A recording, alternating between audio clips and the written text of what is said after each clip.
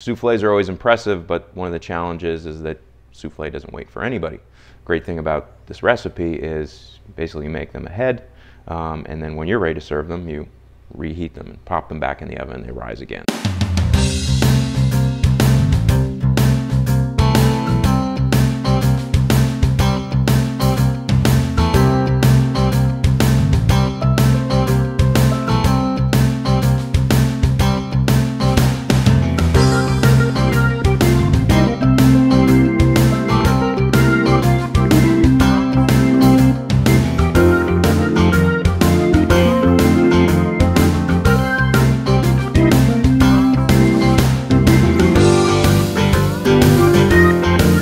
I was taught always to make a bechamel or a white sauce is to make your roux ahead of time, have it at room temperature. When you heat up your liquid, have that come up to a simmer and whisk that in. I was taught that if you added hot roux to hot liquid, you're more likely to have lumps.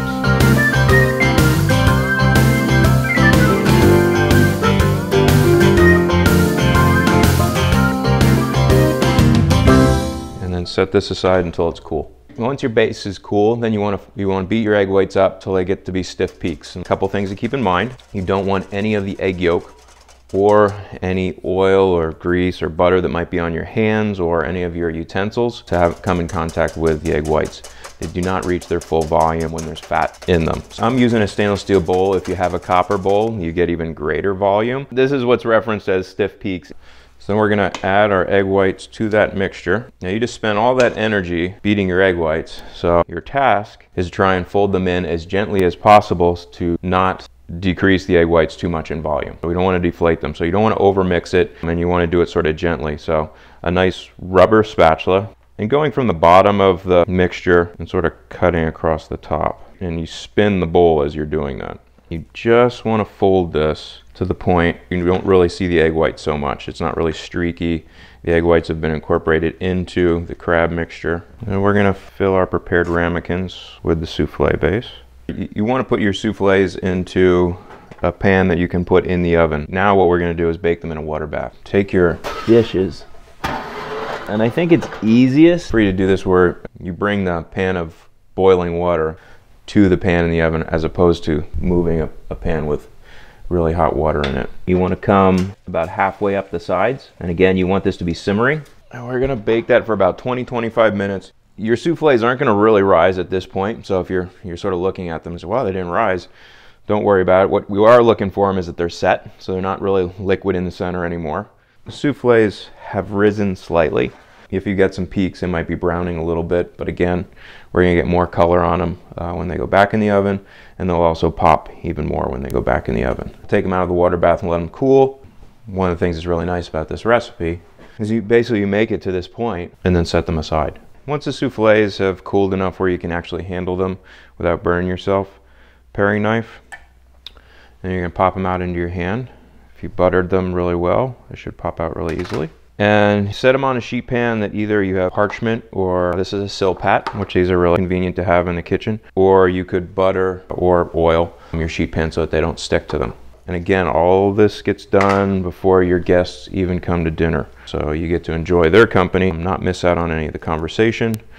It's only going to take you a second to pop these in the oven and excuse yourself from the table. You crank your oven up, and basically they take less than 10 minutes to heat through and puff up even more, and then you would serve them.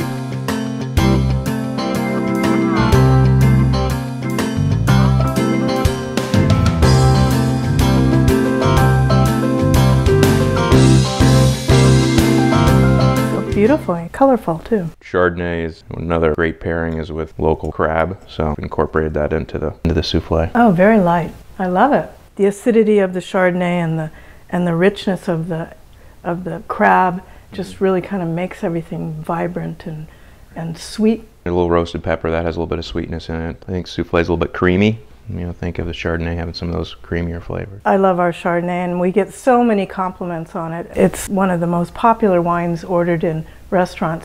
Our Chardonnay is great for aging because it starts out very well balanced to begin with fruit concentration, acids, and a little bit of a French oak. If you're patient and put it away, you'll be well rewarded with a beautiful more complex and more lush and a little bit heavier kind of density to the wine. But it's beautiful as it is too. I don't know how many people can wait.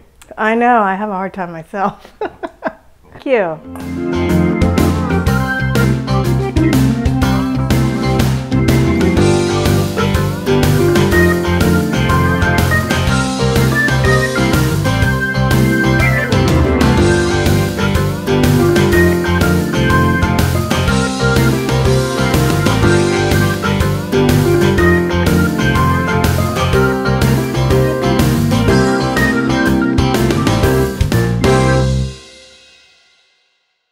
Separate eggs. You give a little wrap on a flat surface to your egg, crack it in half.